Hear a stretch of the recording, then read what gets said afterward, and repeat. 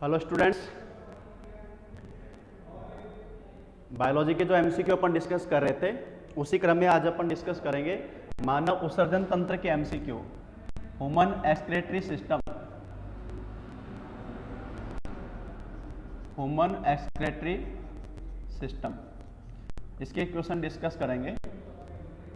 देखो, उत्सर्जन है बॉडी से अपशिष्ट को बाहर निकालना, और उत्सर्जन तंत्र मेनली आधारित होता है नाइट्रोजनी अपशिष्ट को बाहर निकालना। नाइट्रोजन अपने जंतुओं के शरीर में प्रोटीन का भाग होता है, प्रोटीन का मुख्य घटक होता है। तो नाइट्रोजनी अपशिष्ट जो बनते हैं उसमें मेनली बनती है अमोनिया, और उस अमोनिया को फिर जंतु अलग अलग रूप में बाहर उत्सर्जित करते हैं। तो उससे संबंधित जो क्वेश्चन बनते हैं वो सारे अपन डिस्कस करेंगे। उत्सर्जन तंत्र से संबंधित जो पहला क्वेश्चन है, उत्सर्जन तंत्र से संबंधित जो पहला क्वेश्चन है अपने पास में, वह वही डायलिसिस का संबंध किससे है। क्वेश्चन क्या है बताओ? डायलिसिस का संबंध किससे है? सुना है नाम आपने डायलिसिस? ध्यान दो, हमारे बॉडी में ब्लड को फिल्टर करने का काम, बॉडी में ब्लड को फिल्टर करने का काम होता है किडनी में। ब्लड फिल्टर होता है किडनी में। अगर किडनी फेल हो जाती है, किडनी फेलर जिसको एन्यूरिया की स्थिति कहते हैं, यानी बॉडी में अपने किडनी में ब्लड फिल्टर नहीं हो पा रहा है, और ब्लड फिल्टर नहीं होगा तो जो बॉडी में वाटर क्वांटिटी बढ़ेगी, इसके अलावा नाइट्रोजनी अपशिष्ट बढ़ेंगे, उनको बॉडी से बाहर निकालना जरूरी है। और जब तक उस व्यक्ति को नई किडनी ट्रांसप्लांट नहीं करते, ऐसी स्थिति में उसको डायलिसिस पर रखा जाता है, यानी बॉडी से बाहर ब्लड को लेकर फिल्टर किया जाता है ताकि अपशिष्ट जो हैं वो जल के साथ बाहर निकालने जाएं। तो डायलिसिस का संबंध किससे हो गया बताओ? ब्लड फिल्टर करने का काम तो किससे संबंधित हो गया? किडनी से।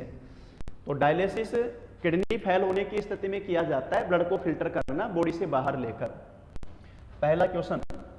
उसके बाद में दूसरा जो क्वेश्चन है अपने पास में, नाइट्रोजनी अपशिष्ट के अलावा यूरिया के रूप में कौन सा अन्य यौगिक बाहर निकाला जाता है? नाइट्रोजनी अपशिष्ट के अलावा, नाइट्रोजनी अपशिष्ट के अलावा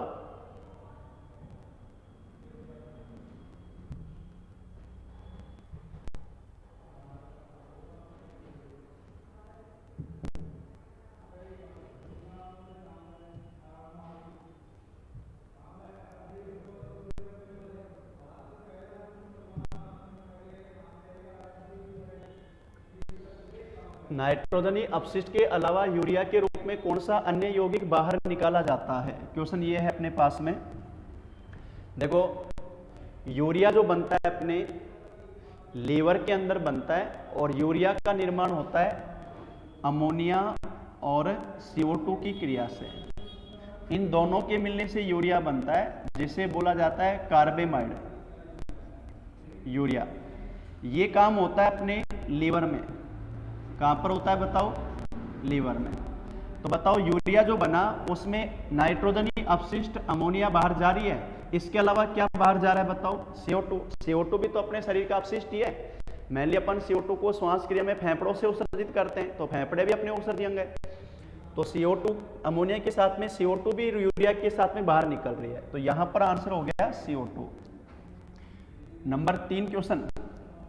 तीसरा जो क्वेश्चन है अपने पास में वो है भाई, किण्वन का खोजकर्ता। ये हमने डिस्कस किया था श्वसन तंत्र में। देखो, किण्वन फर्मेंटेशन, किण्वन फर्मेंटेशन है अवायवीय श्वसन, एनारोबिक रेस्पिरेशन, ये अवायवीय श्वसन है।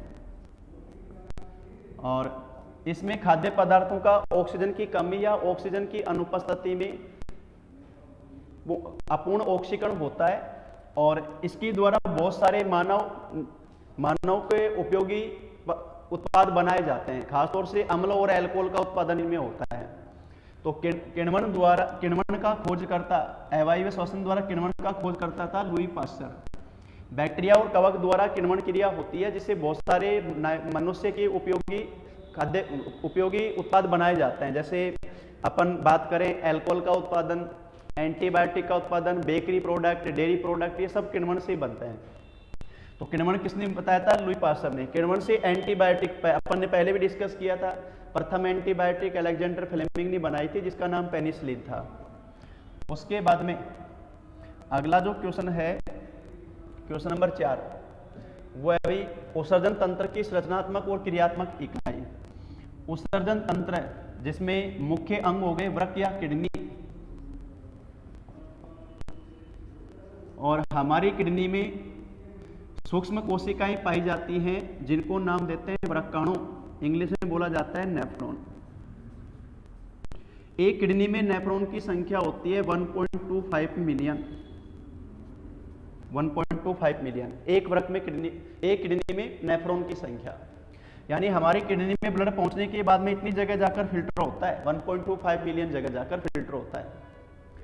तो उत्सर्जन तंत्र की ये सबसे छोटी इकाई है जिसको नाम दिया जा रहा है नेफ्रॉन। इनके द्वारा ब्लड फिल्टर हो रहा है। तो मेन उत्सर्जी अंग तो हो गए किडनी, लेकिन सबसे छोटी कोशिका कौन हो गई भाई? नेफ्रॉन हो गई। नेफ्रॉन में एक्चुअल में ब्लड फिल्टर होता है। उसके बाद में अगला जो क्वेश्चन है, यूरिया का निर्माण कहां पर होता है? अभी मैंने डिस्कस किया था कि यूरिया अपने शरीर का मुख्य उत्सर्जी पदार्थ है। हम अमोनिया को अमोनिया के रूप में उत्सर्जित नहीं करते। अमोनिया को अपन अमोनिया के रूप में उत्सर्जित करेंगे तो बॉडी से वाटर लॉस ज्यादा होगा, इसलिए अमोनिया और CO2 की रिएक्शन द्वारा हमने तैयार किया यूरिया। ये काम किया हमने कहां पर? लीवर में। और यूरिया निर्माण की क्रिया को बोला जाता है ऑर्निथिन चक्र, जो अपने लीवर में संपन्न होता है। तो यूरिया निर्माण कहां पर होता है भी? लीवर के अंदर होता है। सीधा सीधा आपसे पूछा जाए कि हमारे शरीर में यूरिया की फैक्ट्री कौन है? यूरिया की फैक्ट्री पूछेगा तो नाम किसका आएगा भी? लीवर का आएगा। अगला क्वेश्चन, मूत्र निर्माण में वृक्क की असफलता। वृक्क की असफलता जिसको अपन कहेंगे किडनी फेल, ये स्थिति है। किडनी फेल स्थिति बोली जाती है एन्यूरिया। एक शब्द तो आता है पॉलीयूरिया, जब यूरिन ज्यादा बन रहा है, एक्सेस ऑफ वाटर बनने से, जो पॉलीयूरिया या डायूरेसिस कहा जाता है। दूसरा एक शब्द आता है ओलिगोयूरिया, अल्प मूत्रण, यूरिन निर्माण कम होना। और एक आता है मूत्र निर्माण बंद होना, एन्यूरिया, वो बोला जाता है। तो किडनी की फेलर होने की स्थिति को बोलते हैं एन्यूरिया। अगला जो क्वेश्चन है अपने पास में, अगला जो क्वेश्चन है क्वेश्चन नंबर 7, वो है 24 घंटे के दौरान निर्मित यूरिन की मात्रा। देखो हमारी दोनों किडनी में 24 आवर्स के ड्यूरेशन में 172 से 180 लीटर ब्लड फिल्टर होता है। बताओ किडनी में कितना ब्लड फिल्टर हो रहा है? 172 से 180 लीटर है, और इसका 0.8% बनता है यूरिन। कितना परसेंट? 0.8%, यानी 1400 से 1500 ml, 1.5 लीटर। तो 24 आवर के ड्यूरेशन में हमारे कितने यूरिन का निर्माण हो रहा है? 1500 ml, 1.5 लीटर यूरिन का निर्माण हो रहा है किडनी के अंदर। ये इसका आंसर हो गया। अगर क्वेश्चन पूछेगा भी ब्लड फिल्टर कितना होता है तो ये बताओगे, और यूरिन बन रहा है इसका 0.8%, जो कि 1400 से 1500 ml हो गया। उसके बाद में क्वेश्चन नंबर 8, यूरिन का पीला रंग किस वर्ण की वजह से होता है? ये ऑप्शन इसमें गलत लिख दिए हैं भी, और क्वेश्चन के ऑप्शन जल गए गलती से। इस क्वेश्चन को अपन वैसे डिस्कस कर लेते हैं। क्वेश्चन है यूरिन का पीला रंग वाला वर्णक। देखो हमारी बॉडी में आरबीसी का जीवन काल अधिकतम अपन बताते हैं 120 दिन। डेड आरबीसी, मृत आरबीसी को ब्लड में से हटाया जाता है, अपघटन, उनको डिकम्पोज किया जाता है, तोड़ा जाता है, और फिर बॉडी से बाहर भेजा जाता है। मृत आरबीसी का अपघटन मेनली तो होता है अपने प्लीहा ग्रंथि, जिसे अपन आरबीसी का कब्रिस्तान कहते हैं। यही काम कुछ मात्रा में होता है अपने लीवर में। मृत आरबीसी का अपघटन मेनली तो किस में होता है? प्लीहा में, लेकिन कुछ मात्रा में किस में होता है? भी लीवर में। लीवर में मृत आरबीसी के अपघटन से बनते हैं बाइल पिगमेंट, पित्तवर्णक। नाम सुना होता आपने, बिलीरुबिन, बिलीवर्डिन, बिलीरुबिन, बिलीवर्डिन। इन वर्णक की मात्रा बढ़ने से तो पीलिया बोलते हैं अपन, कि ब्लड में आरबीसी तो कम होती जा रही है और बाइल पिगमेंट बढ़ रहा है, वो पीलिया बोला जाता है। अपनी नाखूनों में, आंखों में पीलापन आ जाना, ये बाइल पिगमेंट अपने अपशिष्ट हैं, वेस्ट सबस्टेंस हैं, इनको बॉडी से बाहर निकाला जाता है। इनकी कुछ मात्रा तो लीवर से जो बनकर जाता है बाइल जूस पित्तरस, ये जाता है अपने आहार नाल की छोटी आंत में और मल के साथ ये बाहर उत्सर्जित हो जाते हैं, निकल गए शरीर से बाहर मल के साथ। मल का रंग इन्हीं की वजह से बनता है और इन्हीं की कुछ मात्रा ब्लड के थ्रू, इनकी कुछ मात्रा ब्लड के थ्रू जाकर फिल्टर होती है किडनी में, किडनी में फिल्टर होते हैं और किडनी में फिल्टर होने पर फिर यूरिन के साथ बाहर निकल जाते हैं, वो यूरिन का कलर बनता है और उसको नाम दिया जाता है यूरोक्रोम पिगमेंट, यूरोक्रोम वर्णक।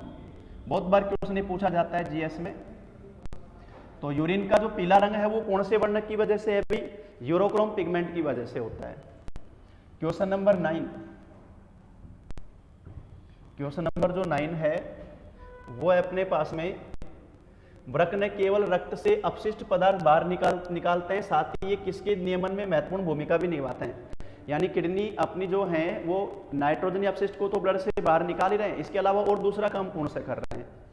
हम जितने भी प्रकार के पदार्थ अपने लेते हैं या ड्रिंक में जो तरल रूप में लो या खाद्य रूप में जो भी ले रहे हैं अपन, उनमें बहुत सारी मेडिसिन वगैरह भी होती है, बहुत सारे पिगमेंट भी होते हैं। इन सब का जब अपन सेवन करते हैं, इनमें से इन सबको ये जब अपने ब्लड में जाते हैं तो इनको ब्लड में से फिल्टर करने का काम किडनी में होता है और इन सबको हटाकर ब्लड के बॉडी या ब्लड के पीएच को परिवर्तनशील होने से रोका जाता है, ब्लड के पीएच को परिवर्तित होने से रोका जाता है।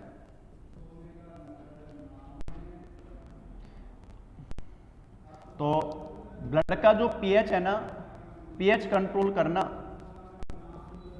ये काम भी किडनी का ही हो गया भाई। इन सब पदार्थों को ब्लड में से हटाने का काम किडनी तो कर रही है, जिसके द्वारा बॉडी का पीएच कंट्रोल रहता है, उसी को बोलते हैं साम्यावस्था।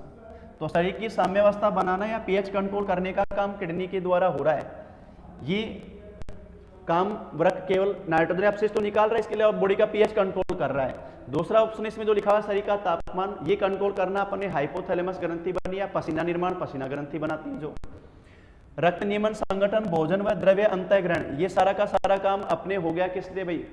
आहारनाल और उसे हार्ट से ब्लड प्रेशर को कंट्रोल करना। तो किडनी अपने नाइट्रोजन अपशिष्ट को तो बाहर निकाल रही है ब्लड से, इसके अलावा बॉडी की पीएच को कंट्रोल करने में काम कर रही है, जो कि एक इंपॉर्टेंट काम हो गया। तो शरीर की साम्यावस्था बनाए रखना, ये काम भी इसी के द्वारा हो रहा है। उसके बाद में अगला जो क्वेश्चन अपने पास में वो है, इनको मिलाना है अपने को, ये अपने यूरिन की अलग अलग स्थिति है। Option A glycosuria, option B uraemia, option C haematuria, option D pyuria. अगर यूरिन मूत्र में यूरिया की अधिक मात्रा होती है तो इसको बोलते हैं यूरेमिया। अगर मूत्र में मवाद आ रही है तो इसको बोलते हैं पाईयूरिया। अगर मूत्र में ग्लूकोज आ रहा है तो ग्लाइकोसूरिया और मूत्र में रक्त आ रहा है तो हिमेट्यूरिया। ग्लाइकोसूरिया है मूत्र में ग्लूकोज की उपस्थिति, ये है इंसुलिन हार्मोन की कमी, डायबिटीज मेलेटिस मधुमेह रोग जो बोलते हैं। यूरेमिया जब यूरिया की मात्रा अधिक आती है, जो कि अपने नाइट्रोजन अपशिष्ट जो बढ़ रहे हैं, यूरिया ज्यादा बन रहा है लीवर में, तब यूरिया बढ़ जाना। हिमेट्यूरिया की अपनी नेफ्रॉन जहां ब्लड फिल्टर होता है, आरबीसी थोड़ी उसमें फिल्टर होती है, लेकिन अगर नेफ्रॉन में इन्फेक्शन हुआ तो आरबीसी भी ब्लड में आरबीसी भी फिल्टर होकर यूरिन के साथ बाहर आती हैं, वो हिमेट्यूरिया बोल रहे हैं। पाईयूरिया ऐसी वही नेफ्रॉन इन्फेक्शन से मवाद आना, ये सारा। तो बताओ ऑप्शन ए का तो आंसर क्या हो गया? 3। ऑप्शन ए का आंसर हो गया 3, ऑप्शन बी का हो गया 1, ऑप्शन सी का हो गया 4 और ऑप्शन डी का हो गया 2। तो आंसर बना इसमें 4th, जो इनके कूट अपन ने मिलाए हैं, ये जो अपन ने अलग अलग स्थिति से बताई। उसके बाद में अगला जो क्वेश्चन है अपने पास में वह भाई सबसे सांद्र यूरिन किसका होता है? यहाँ 4 ऑप्शन हो गए, मनुष्य, मछली, मेंढक और पक्षी। ध्यान दो, सांद्र का मतलब होता है सामान्य भाषा में गाढ़ा, जिसमें जल की मात्रा कम हो। सबसे तनु यूरिन, डाइल्यूट तनु यूरिन जिसमें जल की मात्रा ज्यादा है, यानी अमोनिया वाला। मैंने अभी बताया था ammonia highly water soluble gas, ammonia को अमोनिया के रूप में निकालते हैं तो वाटर लॉस ज्यादा रहता है। ये स्थिति रहती है किसकी? मछली की। ये मछली को जल की कोई दिक्कत नहीं है, तो मछलियों का यूरिन तो सबसे तनु माना जाता है। तो ये तो आंसर हटा दो यहाँ से। फिर हमने मनुष्य और मेंढक, दो मैमल्स और एम्फीबिया हो गए, ये दोनों के दोनों बनाते हैं यूरिया। और पक्षी जो हैं उनकी बॉडी में वाटर लॉस और ज्यादा रोका जाएगा, ये बनाते हैं यूरिक एसिड। यूरिक अम्ल का मेनली उत्सर्जन करते हैं। यूरिक अम्ल उत्सर्जन में जल की हानि सबसे कम होती है। इसका मतलब सबसे गाढ़ा यूरिन कौन सा हुआ? पक्षियों का हुआ। सांद्र जो बोलते हैं गाढ़ा, तो सबसे गाढ़ा यूरिन हो गया पक्षियों का, यूरिक अम्ल वाला। और इसीलिए अपने क्वेश्चन पढ़ते हैं कि कौन से जंतुओं में मूत्राशय नहीं पाया जाता है, तो पक्षियों में मूत्राशय नहीं पाया जाता। सांद्र यूरिन होता है, उसको अस्थायी संचय करने की जरूरत नहीं होती, ये रहता है उसमें, तो मूत्राशय पक्षियों में नहीं पाया जाता है। उसके बाद में देखो अगला जो क्वेश्चन है, टॉयलेट में तीखी गंध किस पदार्थ के कारण होती है? जैसे देखो अपन टॉयलेट में यूरिन त्यागते हैं, तो यूरिन में क्या निकलेगा भाई? जल के साथ यूरिया। यूरिया जैसे ही प्रकाश के संपर्क में आता है, प्रकाश के संपर्क में आते ही यूरिया डिकम्पोज हो जाता है, डिकम्पोज यानी टूट जाता है, और जिससे बना है उसी में टूट जाएगा, अमोनिया और CO2। अब CO2 तो गंधहीन है और अमोनिया है तीखी गंध वाली, तो टॉयलेट में जो तीखी गंध होती है वो कौन सी गैस की होती है भी? अमोनिया गैस की होती है, ये इसका आंसर बनेगा। यानी जैसे अपन यूरिन को त्यागते हैं, यूरिन प्रकाश के संपर्क में आते ही डिकम्पोज हो जाता है यूरिया, और वो बनता है अमोनिया CO2। वो टॉयलेट में जो तीखी गंध अमोनिया की वजह से बन पाती है। उसके बाद में अगला जो क्वेश्चन है अपने पास में वो है भाई डायूरेसिस वह स्थिति है जिसमें मूत्र का आयतन बढ़ जाता है, कम हो जाता है, वृक्क मूत्रशोधन में असफल हो जाता है, या डायूरेटिक के बिना मूत्र नहीं होगा। ध्यान दो पर डायूरेसिस बोला जाता है बहुमूत्रण यानी यूरिन का आयतन बढ़ जाना, तो ये तो आंसर इसका ये हो गया, मूत्र का आयतन बढ़ जाना। डायूरेसिस की स्थिति कब होती है? हमारे उत्सर्जन तंत्र की संरचनात्मक और क्रियात्मक इकाई है नेफ्रॉन। नेफ्रॉन के अंतिम पार्ट DCT, डिस्टल कोयल ट्यूब, दूरस्थ कुंडलित नलिका में ADH hormone, vasopressin hormone urine का पुनरावशोषण, यूरिन में से जल का, अतिरिक्त जल का पुनरावशोषण कराता है। अगर उस हार्मोन की कमी होगी तो यूरिन में जल की मात्रा बढ़ जाएगी, जल का अवशोषण कम हो पाएगा, वो डायूरेसिस की स्थिति बनती है।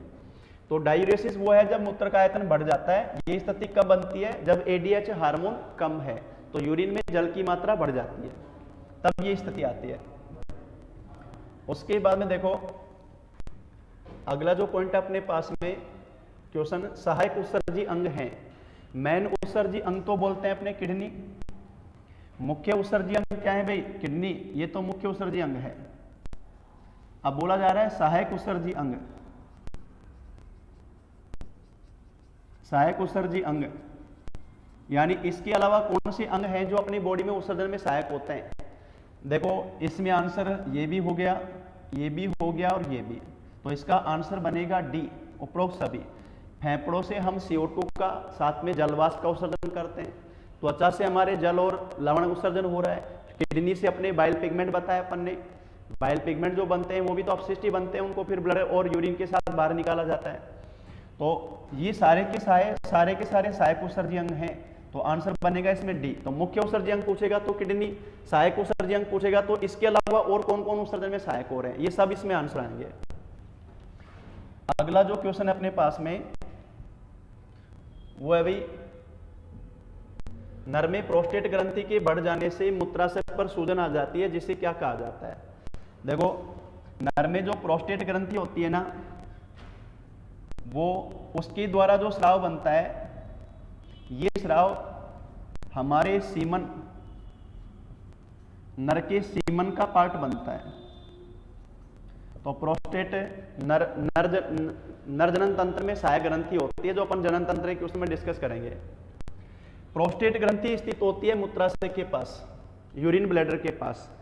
व्यक्ति की उम्र बढ़ने के साथ प्रोस्टेट ग्रंथि में कई बार आकार बढ़ता है, तो दबाव मूत्राशय के ऊपर आ जाता है, और इस स्थिति को नाम दिया जाता है सिस्टाइटिस, मूत्राशय शोथ, जिसको हिंदी में बोलते हैं मूत्राशय शोथ, मूत्राशय की सूजन।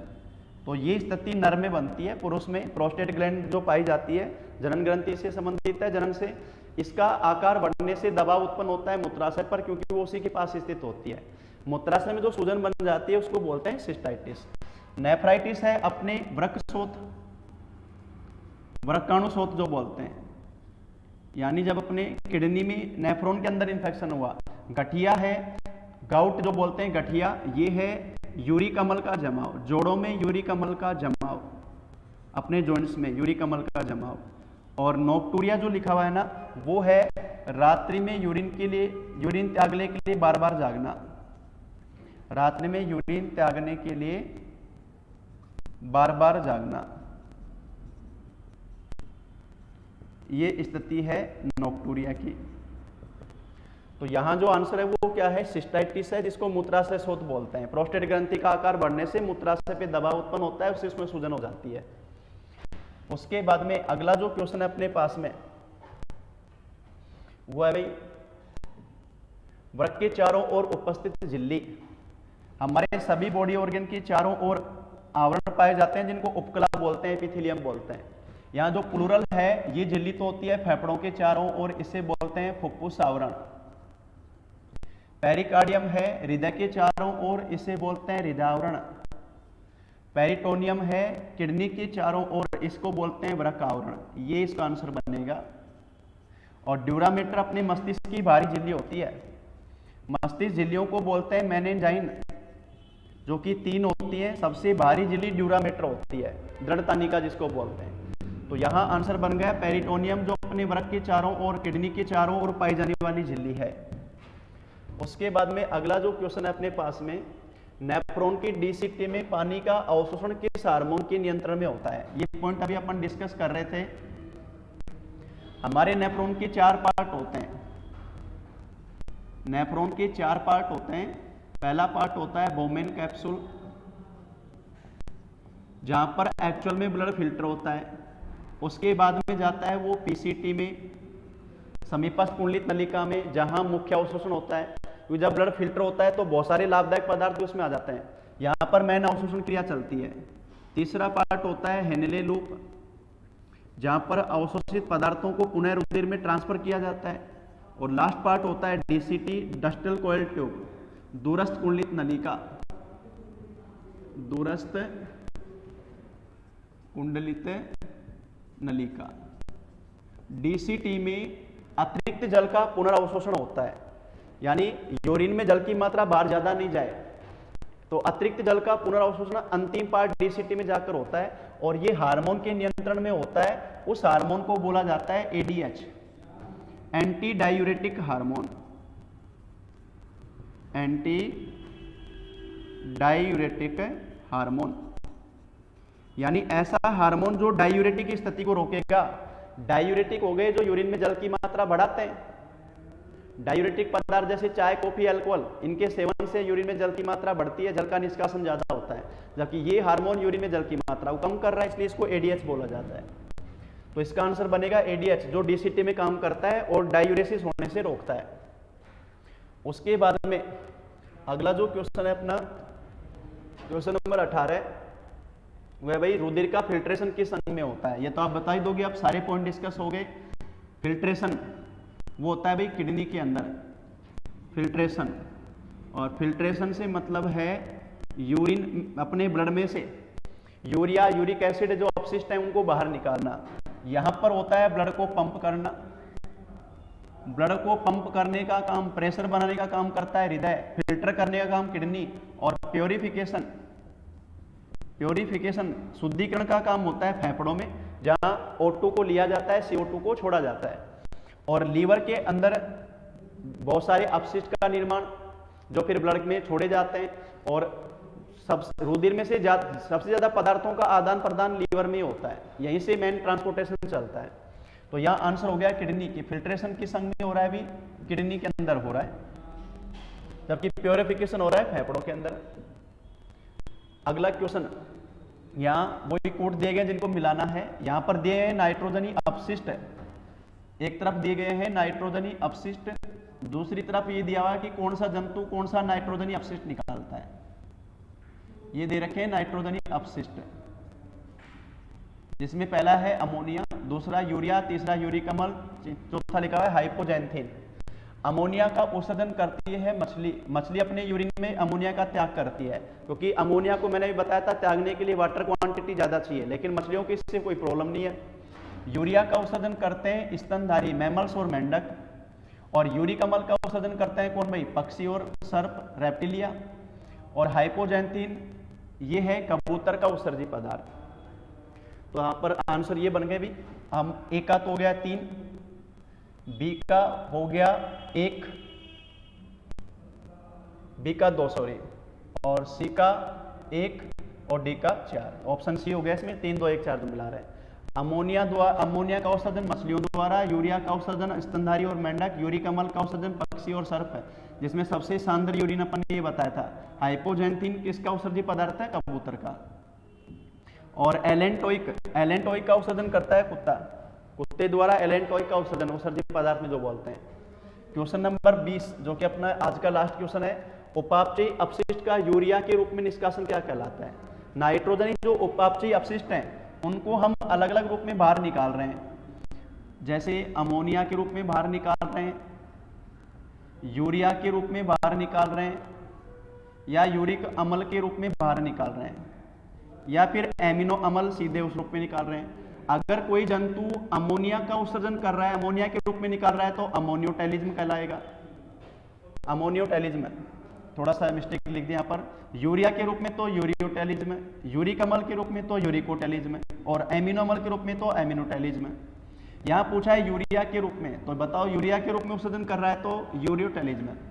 तो बताओ मनुष्य नाइट्रोजनी अपशिष्ट को बाहर निकालने के आधार पे किस प्रकार का जंतु हुआ, यूरियोटेलिज्म हुआ, क्योंकि हम नाइट्रोजनी अपशिष्ट को यूरिया के रूप में बाहर निकाल रहे हैं। अगर ये क्वेश्चन पक्षियों के लिए पूछा जाता तो यूरिकोटेलिज्म, यही क्वेश्चन मछलियों के पूछा जाता तो अमोनियोटेलिज्म बोला जाता। ये इसका आंसर बनेगा। तो उत्सर्जन तंत्र के कुछ क्वेश्चन अपन ने डिस्कस किए। आप क्वेश्चन जो है इनको लगातार देखते रहिए, और अपने साथी जो हैं उनको भी इसके लिए शेयर करें कि वो भी इन क्वेश्चंस को देखें। अगला टॉपिक अपन कर लेंगे, इसके बाद का जो है वो कल डिस्कस करेंगे हम।